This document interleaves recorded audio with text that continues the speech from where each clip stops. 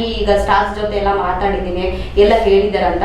ಈಗ ಏನಾದರೂ ನಿಮ್ಗೊಂದು 5 ಪಾಯಿಂಟ್ ಏನಾದ್ರು ಆಲೋಚನೆ ಇದೆಯಾ ಸರ್? ಈಗ ಇರುವ ಅಧ್ಯಕ್ಷರು ಏನ್ ಕೆಲಸ ಮಾಡ್ತಾ ಇಲ್ಲ, ಮುಂದೆ ನಾನು ಏನ್ ಮಾಡ್ಬೋದು ಅಂತ ಏನಾದ್ರು ಆಲೋಚನೆಗಳು ಮಾಡಿದ್ದೀರಾ ಅನ್ನೋದು? ಯಾಕಂದರೆ ನಾನು ಬೇರೆ ಅಧ್ಯಕ್ಷಗಳ ಬಗ್ಗೆ ನಾನು ಮಾತಾಡ್ಲಿಕ್ಕೆ ಹೋಗಲ್ಲ, ಯಾಕಂದರೆ ಅವರವರು ಕೆಲಸ ಅವ್ರು ಮಾಡಿರ್ತಾರೆ. ಬಟ್ ನಾನೇನು ಮಾಡೋದನ್ನು ಮುಖ್ಯ ಆಗುತ್ತೆ ಹೊರತು ಇನ್ನೊಬ್ಬರ ಬಗ್ಗೆ ದೂಷಣೆ ಆಗಲಿ, ಇನ್ನೊಬ್ಬರ ಬಗ್ಗೆ ಮಾತಾಡಿದಾಗ ನಾನು ಇಷ್ಟಪಡಲ್ಲ. ಬಟ್ ನಾನೇನು ಕೆಲಸ ಮಾಡ್ತೀನಿ, ನಾನು ಏನೇನು ಹಿಂದೆ ಮಾಡಿದ್ದೆ, ನಾನು ಇನ್ನೇ ಏನೆಲ್ಲ ನಾನು ಮಾಡಬೇಕು ಅಂದ್ಕೊಂಡಿದ್ದೆ. ಯಾಕಂದರೆ ಹಿಂದೆ ನನ್ನ ವಿರುದ್ಧ ಸ್ವತಂತ್ರ ಅಭ್ಯರ್ಥಿಗಳು ನನ್ನ ವಿರುದ್ಧ, ನನ್ನ ತಂಡದ ವಿರುದ್ಧ ಕೋರ್ಟಲ್ಲಿ ಕೇಸ್ ಹಾಕ್ಕೊಂಡು ಸುಮಾರು 7 ತಿಂಗಳ ಕಾಲ ನನಗೆ ಆಡಳಿತ ಮಾಡಲಿಕ್ಕೆ ಬಿಡಲಿಲ್ಲ. ನಂಗೆ ಸಿಕ್ಕಿದೆ ಕೇವಲ 4 ತಿಂಗಳು. 4 ತಿಂಗಳ ನಾನೇನು ಮಾಡಲಿಕ್ಕಾಗಿಲ್ಲ, ಅದು ನನಗಿನ್ನೂ ಕೊರಗಿದೆ.